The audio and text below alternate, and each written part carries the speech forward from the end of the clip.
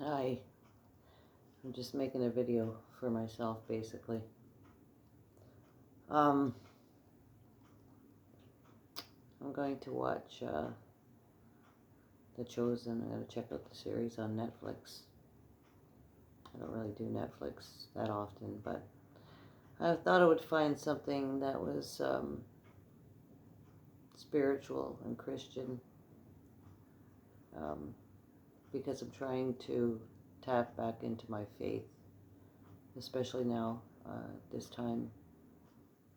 It's February 9th, 2023. And it's been almost 3 years since the pandemic was announced. This will probably get me kicked off YouTube for saying that word, but anyway, whatever. If it doesn't make it, it doesn't make it. I'm not here for fame and fortune, that's for sure. um, I'm just a average, ordinary woman on here to just give you my opinion about what's going on in the world, I guess. But I think right now, a lot of us realize that we are in a spiritual battle between good and evil.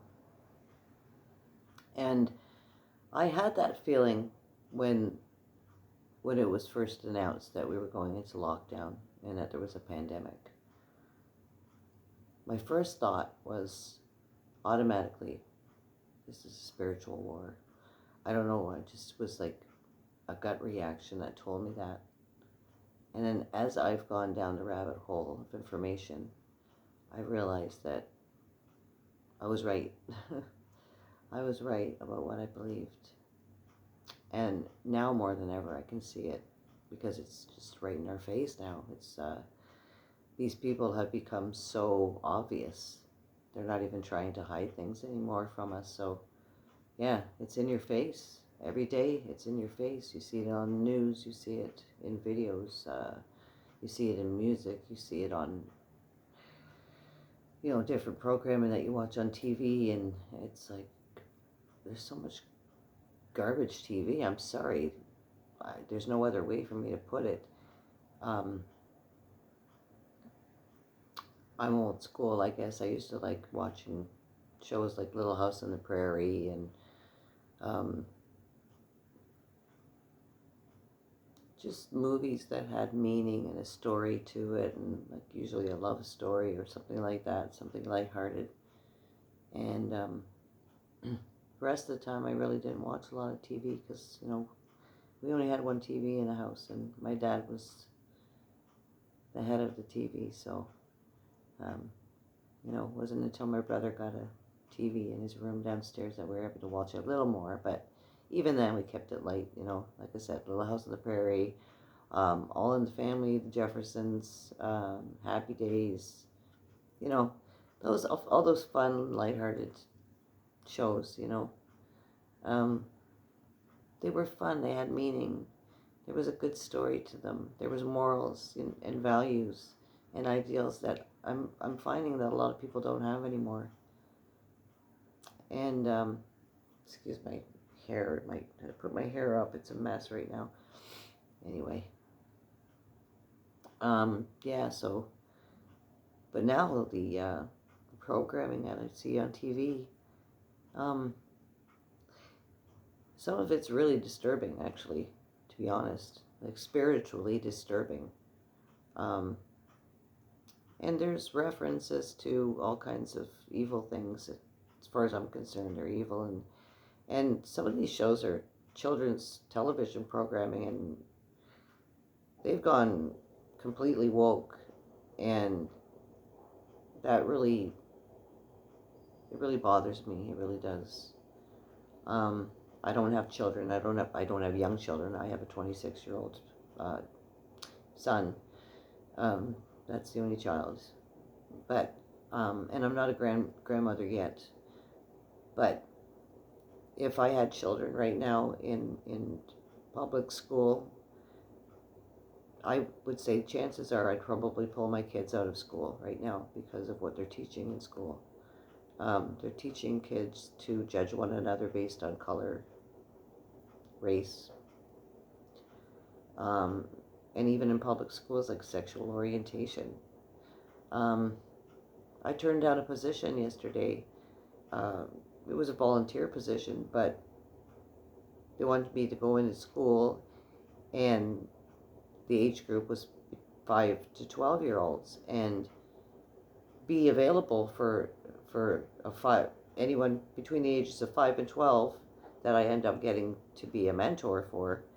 And they come to me, and if they've got, transgender issues or like, I'm sorry, but I don't think that belongs in public school. Sexual orientation is not something that a child can decide, as far as I'm concerned. A young child cannot decide when they're a girl, if they want to be a boy, or if they're a boy, they want to be a girl. I'm sorry, I just don't buy into that. That's nonsense.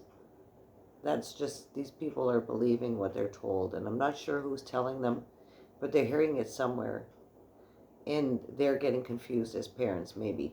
I don't know, I'm not trying to give them an excuse, because I can't find many for them. I think it's despicable to go along with it and not say something. If you know that it's not morally right for you and your child, you have an obligation as a parent to step in and say, I don't agree with this, and I didn't feel comfortable enough having a child come to me. I said to the program coordinator, like, I'm sorry, I'm not comfortable with this. I'm not going along with this plan. So yeah, this is not the place for me, I guess. I couldn't go in every day and not say something. I'm like that. If I see something, I've got to say something, and I just think that's the right thing to do. And if I see things that I think are immoral and don't have values, or like, if they're not morals, and these are qualities that we should be teaching our children. Have integrity and pride, and and show kindness and compassion and love for one another. You teach your children to love other people, not to judge other people. And maybe I'm being a bit of a judge by saying that I don't agree with this woke nonsense in school. I'm sorry. I guess, yeah, I guess I'm being a bit of a hypocrite. I am judging. Because my moral compass says that's wrong. That's all I can say about that. But, there are things that I guess other parents, I don't know, maybe they're more easily influenced than I would have been. I never would have put up with that. I know a couple that took their daughter out of public school and put her in a private Catholic school, because she's going to get a better education. She's going to be taught reading, writing, basic math, and so on and so on. And she will learn about sexuality at home with her parents, where children should be learning that. I had a boy, and I was a single mom, I had to talk to my boy about, about the birds and the bees, as we say in old school. I had to talk about sex with my son. It wasn't easy, but I tried to talk to him on his level, based on what he could understand in my eyes, and based on what I knew he could understand in his young mind, not to confuse him. Just give your children the basic facts, and then if they want to talk about it further, they come to you to talk about it, not, go to their teacher, and then the teacher says, well, don't tell your mom and dad about this. Okay, that's wrong. You are not the child's parents. You cannot tell that child to not talk to mom and dad about major issues in their life. It's not up to the school to decide whether that's something that they can discuss with their mom and dad. They're not their mom and dad. They're not their parents. They're their educators, or they're supposed to be educators. Why aren't they educating? You don't just educate children on what political nonsense is going on in the world. Is there not a standard that these schools have to abide by? Or was that changed? Like, I don't know. I guess things have changed since I went to school, since my son went to school. And it doesn't seem that long ago.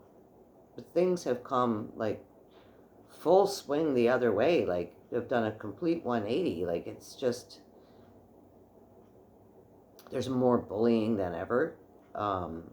Especially now that they're bringing that kind of thing into the school. It's bound to cause conflict between staff and students and, faculty and parents. And it's just, it doesn't have, school was never seemed to be complicated the way it is now. And why is that? Because we're complicating it. We're letting them complicate it for our children. And that's wrong. You're the parent. You step in and you say what's right and wrong. Not the school. Not the system. Not the government. They don't own your children. No one owns your children. God owns your children. They are a gift to you. They're a blessing to you for you to take care of and provide a stable, loving home and a stable, loving environment where they feel safe and secure and loved, and they feel free to come to you as a parent to communicate their feelings. That's a parent's role. So yeah, that's got me a little heated up. And I'm disappointed because I really want to make a difference in a young person's life. So back to the drawing board. I think I'm going to go to a shelter, and I'm going to help out some young people between the age of 16 and 24 that are having to stay in a homeless shelter. If there's some way that I can help, I will. So I think that's my next adventure. I'm going to see how that goes. And I'm just going to keep trying my best to give back to my community. I am a recovering alcoholic, so I owe it to my community to pay back, pay it forward. All the good things that came to me and that I got given, I want to give back. And I'd like to give back to the world, too, in a major way. And I think my speaking up is one of the ways that I can get the word out there. That what's going on right now is not normal. And I'm not talking about the old normal or the new normal. I don't think there's any such thing as normal.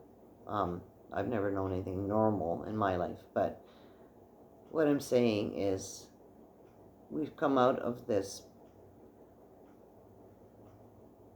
terrible situation that we were put in. And here we are. And we're at crossroads again with each other. Like, it's just a circular thing that just keeps on repeating itself, and it just never seems to end, and there's so much hatred and so much division. And this is what these higher ups, these so-called elites, I call them pond scum, really, they want us to be fighting with one another. Perfect. It's a great way to lock us down again.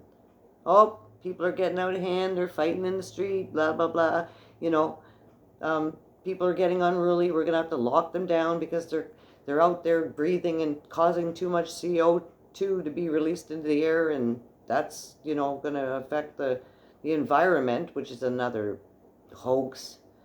Oh, all these lies and deceptions. And it just continues. We're continually lied to by these people that are supposed to be representing us and our children. And they're not. They're trying to dig us an early grave is what they're doing, basically.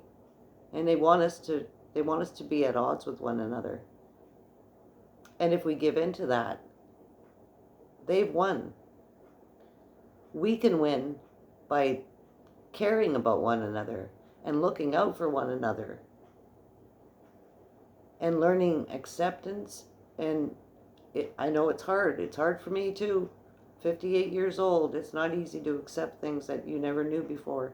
And I'm trying. I'm trying. But I think the ultimate thing is, like, we all need to just calm down and take a step back and breathe and remember that this has affected all of us, everywhere, worldwide. And if we want it to stop, if we want peace, we are going to have to learn to come together. There's absolutely no other explanation or way to put it. Set aside your differences, come together for a common cause of helping one another and loving one another and accepting one another and remembering that we are at battle. And it's not a battle between us. It's a battle that they want us to fight with each other. But it's not our battle to fight. They're the ones that are trying to control everything. And we're angry. Of course we're angry. We've been so controlled and just locked down and put down and kept down and shut down and shut up and be quiet and don't say anything, and if you do, you could be in trouble and you might get arrested if you say anything about this, and then you got your neighbors ratting on the other neighbors because they don't follow certain rules and regulations, and it's just causing so much chaos and confusion between people. We need to take a step back and remember, this is affecting all of us. What they're doing, the 1%, is affecting the 99% of us that are suffering. So put on your armor and find a higher power to believe in. I myself believe in the good Lord above, in Jesus Christ, who died on the cross for our sins to save us sinners in the world, and that's what we are. But we could be doing better, and we should be doing better for each other, with each other, helping out each other, lending each other a hand up instead of a foot down. Get up, stand up, and help your neighbor up. And be around those people that you love. And find more people to love, because there's a lot of people out there that need love. There's always people that need love. They need some time, a compliment, some kindness, a smile, a hello, open a door.